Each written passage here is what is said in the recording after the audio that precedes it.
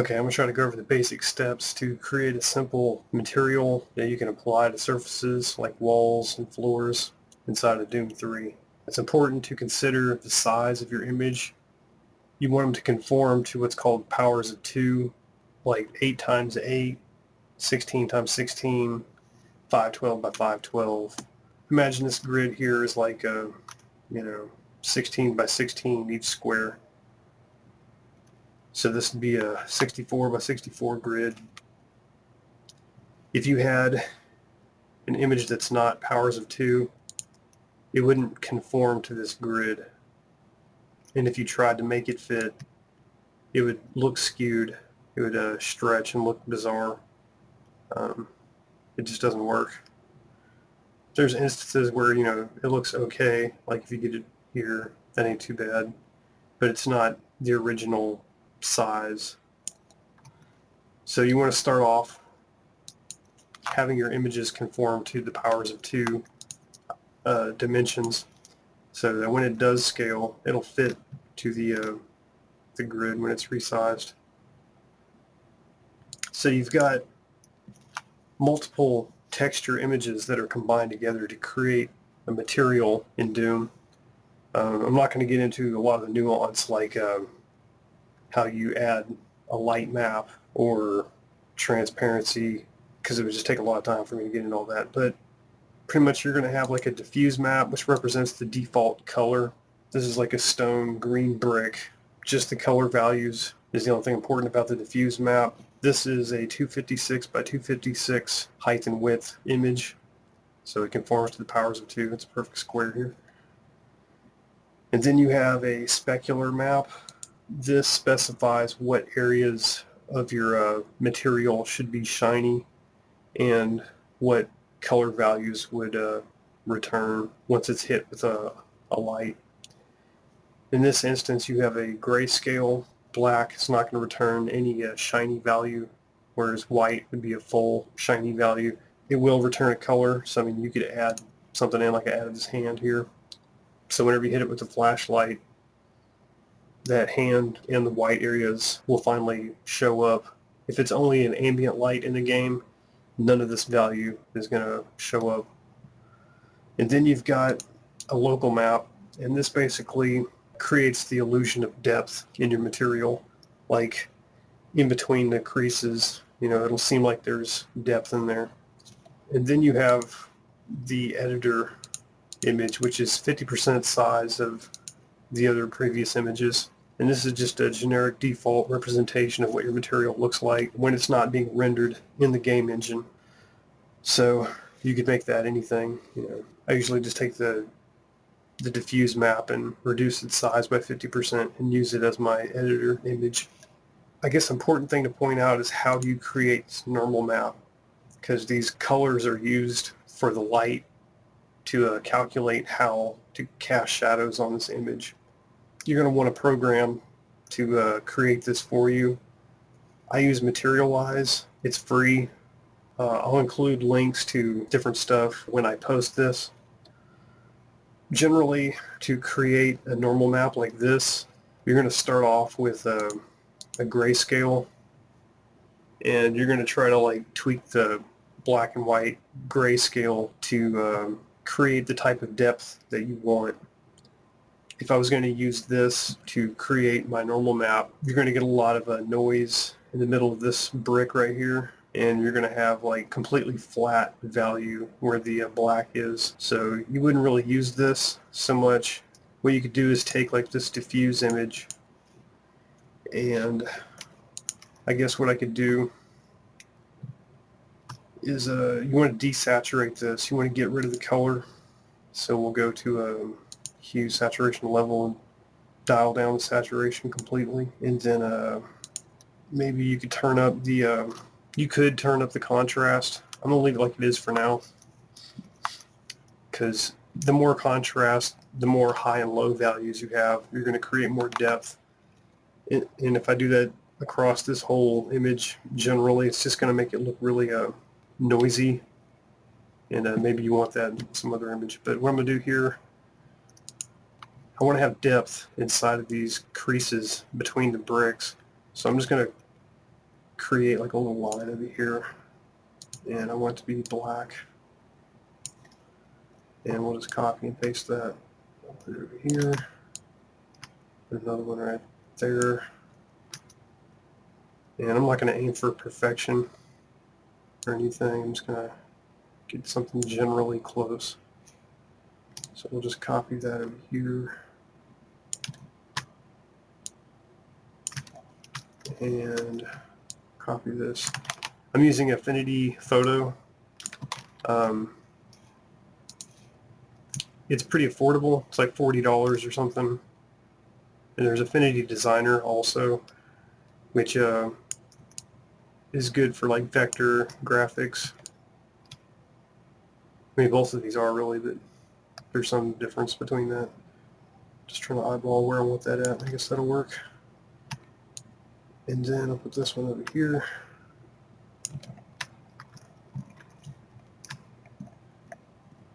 Go down to the bottom of the image there. Generally, you want your images to be tileable, and that just creates the illusion when these pictures are stacked together consecutively, you know, horizontally and vertically, they look like one single image, and you want to try to eliminate the appearance of the seams in between the images as much as possible. And there's different ways of doing that. What I want to do right now also is I want to just kind of make the middle of the brick look a little flatter when I try to create the normal map. So I'm just going to get like a brush, and we're going to go with like a white color. And I got 80% opacity. That's probably a little too much. I'll just put it 50%. And we'll see what that looks like. I'm just going to try to, I'm going to gray out the middle a little bit.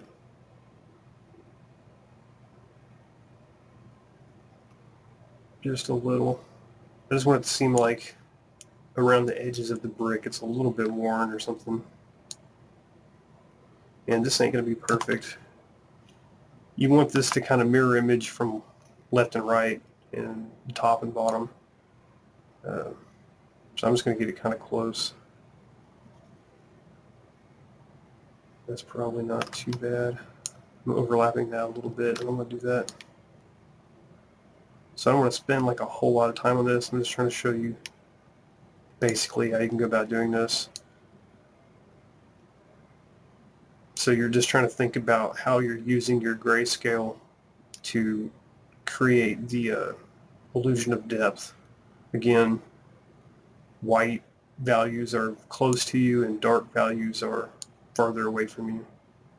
So I expect a lot of depth where the black lines are in between the bricks where the grout would be. And maybe I'll just do like a little variation here or something, like try to make it a little less uniform. I probably got a little too much white there, but that'll work.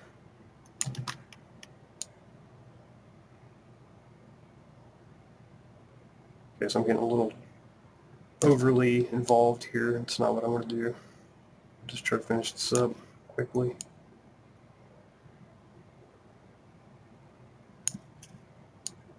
Oops. And this will probably suffice pretty well at this point. I probably majorly overdid the white, but whatever.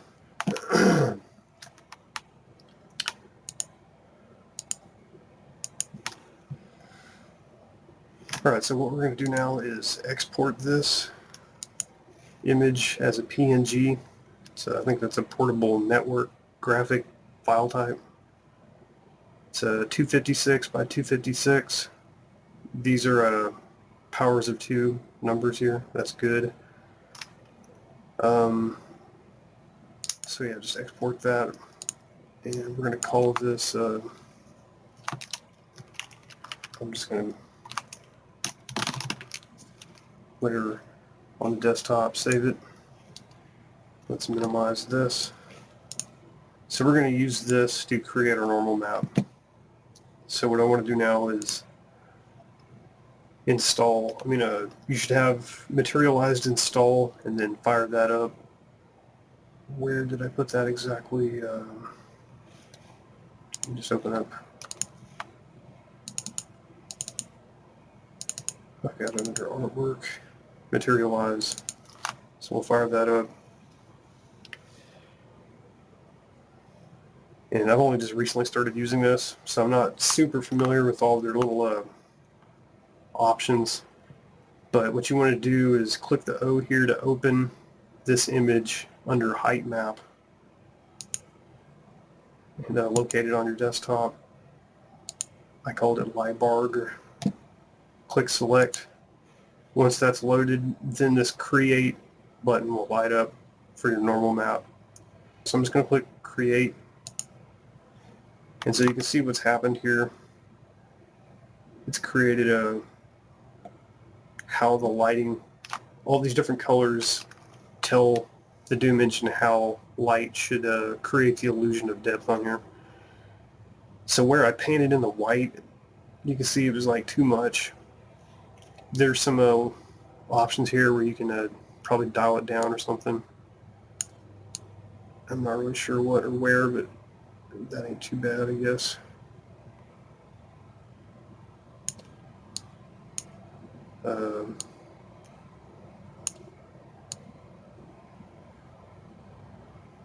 So you can just play with it, just see what it does, move it, look at the result. So I've kind of got a slightly bumpy surface there, which is good for stone. I should have used less white. I just wanted to kind of flatten out the middle of the brick. Turns out that pretty much made it look like it was just raised a little bit, but that's okay. You can learn from my mistake here. So I don't know what all these other options are doing, so I'm just going to kind of put it back. I think that looks okay. So I'm just going to click set as normal map. And I'm going to clear the height map. And let's click preview here. So this is what I want. I'm going to click TGA. I want to save it as a Targa. The Doom 3 engine will only recognize Targa.tga file types, which is a drawback because this is an antiquated file type. Definitely a down point. But Materialize, thankfully, will let you save it as a Targa. You could use online file converters also. But Materialize is pretty nice. It's free. You'll have it on your desktop as a program if you're offline, whatever. So just click TGA, click Save Project, and we'll save it on the desktop. Call it just some other random name, and click Select. You get a Materialized file, project file here. I don't need that. I'm just going to go ahead and close this. I'm going to delete that project file. So I've got my Targa normal map. So I'm going to rename this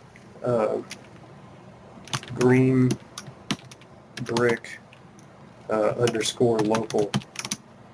That's my new local map now. Okay, so I've got all the, I tried to go through the steps and showing you how to create a local map, which creates the illusion of depth in your image. That's pretty important for the realism in Doom 3. So the next thing is I want to kind of rinse and repeat that process. I'm going to open up Affinity, under Layers. Let me just group these and hide them all. Group and hide it. And I don't need that. Okay, so what I really want now is I want to show this. So we're going to export this. This is PNG. And we'll just name it something random. So the desktop, minimize. So we're going to open Materialize once again.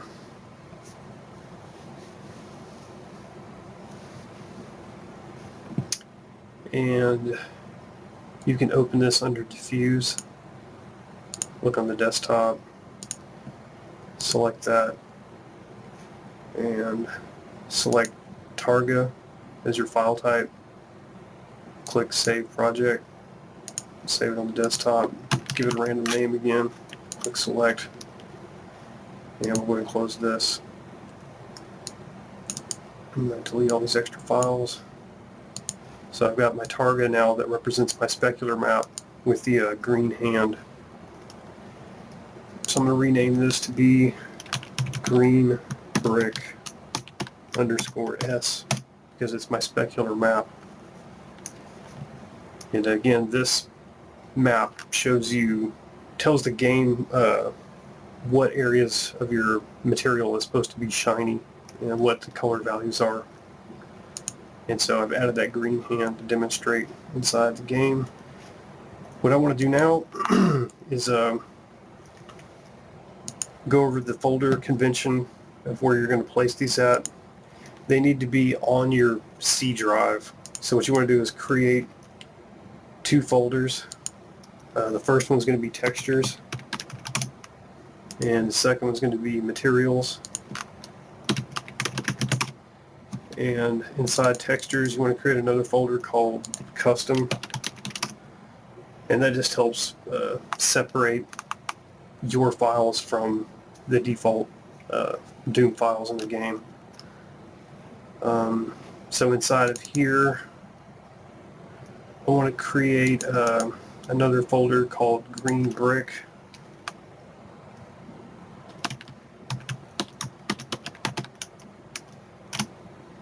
And inside of here is where I'm going to put my files at. So you can see I've already made this before, so I'm just going to grab the diffuse and the editor one. I'll just copy these, paste this in here. Alright, so that's all the texture images that will be combined together to represent my overall material. Oh yeah, it's called brick green. Alright, so let me rename that. Make sure you get your naming correct. This is brick green. Rename. Brick green. Brick green. Same thing with folder. Critically important because you want to specify what this directory is to these images inside a material file, which is what will be inside this folder. I've already created it. I'll just copy and paste it in there. So let's open it up. I'm using Notepad++. That's free. I'll include a link so you can go get that if you want to use it. You could use Notepad if you wanted to. Alright, there we go. Alright, so this first line here creates the path, a directory path in Doom 3 editor for you to select this material. Inside the body of this, these 4 lines represent the properties for your editor image, the diffuse map, the specular map, the bump map, and then the directory to that texture specifically. So I just want to double check that I got everything right according to this. So let's have a look here real quick. Inside textures, I got custom, I got brick green. This says brick green all across there. All of these should say brick green and then underscore whatever it is respectively. And then this is a JPEG for my editor image. All the other ones need to be TGA. You could make your editor image TGA if you want also. I think JPEG's a smaller file size, if that even matters. Okay, so all that looks good. We'll go ahead and close that. What you want to do now is create a .pk4 file, which is basically a pack file. So on your C drive, you want to select materials, hold down Control and select textures. You want to right click on either one of those and then hover over WinZip. and then add the zip file. At this point, you could name it whatever you want. If you name it something farther down the alphabetical list, I believe it gets loaded later. And I know that is important with another pack file that I have, which is a ZZZ clean xpack.pk4 file. I'm going to include a link to download that because it's useful for the editor. It cleans up empty entries in the editor. There are certain materials that don't have textures, and this applies a texture to those. So it's really useful to download and drag that into your base folder. So I'm going to name this just red key. It's saved. We'll just save it on the desktop. I don't know. That'll work. And then make sure you click full path. This is really important. Everything else can stay the same. Click add. Click OK. And then you want to navigate to your base folder inside the Doom 3 folder. In here, you want to drag this what I intended to be red key. You can name it whatever you want though. I'm going to rename this file type to PK4. And at this point, all you need to do is just start the editor. So give that a second to fire up. I've got a level ready for this. Hold down Control, Alt, Shift, and then left click on the surface to select it. And click on the Media tab, and then expand both texture folders. Go down to Custom and Brick Green, and then select the actual material. And you can see it appear down here, the actual material. What you see in this 3D viewport is the editor image, which is 50% of the other textures. This is just a generic representation of that image when it's not being rendered. To render it, when you're in the editor, press F3 and then F4, F5 to turn on the real time and display the lights also. And so this is what the material should look like in the game. You can see I've got like a little bit of depth in between the bricks where I add those black lines.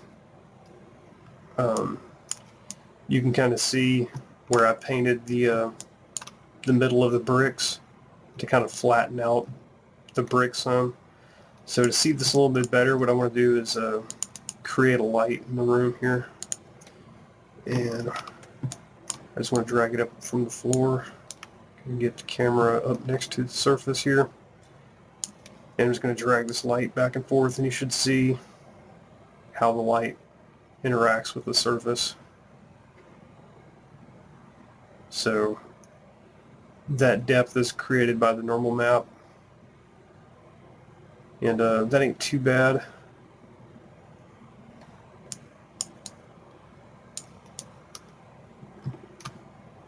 That's really about all there is to it.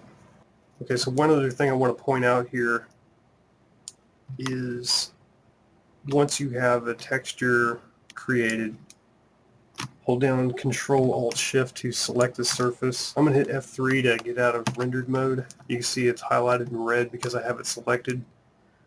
Press the S key to bring up the surface inspector. This gives you options to move your texture around and to tile it in different ways. You can rotate it. Right now it's going to rotate at 15-degree intervals. If I hit these arrows up and down, you could just type in 90 if you wanted to. Once it's at 90, you can click the arrows and it'll move in those increments. You could use these horizontal and vertical parameters here if you wanted to, but you can move it while you're not in the surface inspector also by holding down Shift and then pressing the arrow keys. It will move the image around. You can hold it down also, the up, down, left, right arrows to shift your texture around. And this just helps dial it in exactly where you want it. So going back to the surface inspector by pressing the S key, you've got texturing down here. If I click fit, it's going to make it fit one by one. So you're basically seeing this texture, the entirety of it spread across the whole surface here. You can divide it up by clicking up 2 by 2. This effectively makes it 2 of them going horizontally and 2 going vertically. So you should see 4 of these. So that increases the density of that texture in that area of the surface. So if I render this now, something else that I wanted to point out is, this might be better if I just actually compile the game real quick. I'm going to hit BSP and click Save. Hit the Escape key to deselect that surface. I'm going to hit F2 to bring up the game. Hold down Control Alt tilde to open the console, and then type map. The name of the folder where I have the map file is called tutorial, and then / tutorial again, which is the name of the actual map. Hit enter. It'll load the map. And so I have a light that I added that I was swinging back and forth to show the depth of the surface. That light is bouncing off the surface and returning the value of that green hand right here. If I use my flashlight, you can see that lights up the specularity map, which had the green hand. So you can see when I don't have the flashlight on it, you can't see it really very well at all. If you want to put the flashlight, actual light on it, it'll light up. And this is making it a little more difficult to see because I have this extra light in here. But okay, from right about here you can see pretty well. If I don't have the flashlight on it, you can't really see it. And then up at the light, now it's returning that value for what should be shiny, and it's showing me that green hand, as well as other areas of the brick that are supposed to be kind of like a white shiny. And you can see it's kind of overly bright. It's kind of washed because I have so much light in this room right now, and then the flashlight is just a little too much. So I think that covers pretty much everything that I wanted to go over regarding creating different textures that represent different aspects of a material, how to create the normal map, what the values mean for the depth, and how you can use Materialize to create your normal map, make your PK4 file, the folder convention in your C drive, how to move the texture around on the surface, and how to subdivide it inside the surface inspector by pressing S, depending on what other type of object you're putting your texture on. You know, if it's a okay, I'll just select this whole cube here, and then you can convert this to a cylinder, and then under patch you can add a cap. I guess a normal one. So this is always kind of weird, this cap here. I think the best you can do, really, I just hit cap, and I don't get a good result from that. When I render it, you know, it looks like that. This is really hard to avoid getting a bad result like this on the end of a cylinder. So let me deselect that. Select just the top. And so if I hit natural, it's slightly improved, but it's kind of skewed because of the topography of this mesh on top. So you're generally not going to get a good result when you're using these caps on cylinders. It's just something you got to kind of work around or deal with. So that's just something to be aware of. one way around it, I guess, is if you had like a like a square plane that you set on top of it that has an alpha area that's clear or transparent around it. You could set that on top of this to make it look like there's just this round thing on top when it's actually a square plane. But that's a whole other video getting into transparency.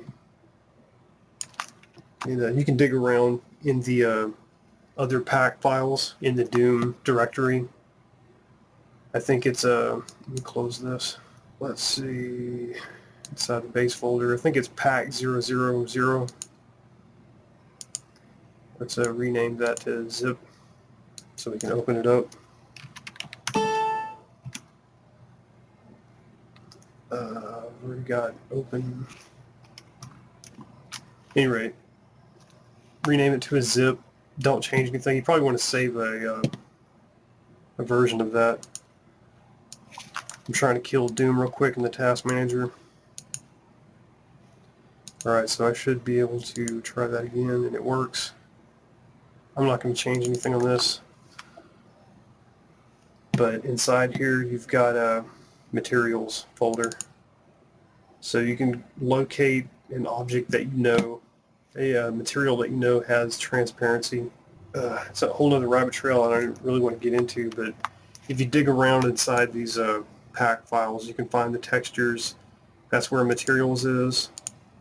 And you can look at the different ways that they've set up their materials. You can look at their textures and see what they've done, how they've done it. So I would highly advise that you save a copy of these so you don't have to reinstall this later because you screwed something up. Just all you need to do though is just make a copy, rename this to zip so you can get in there, have a look at it, and there's a huge resource there for you to dig around in. Alright, that'll cover it. I think I'm done with that. Thanks for watching.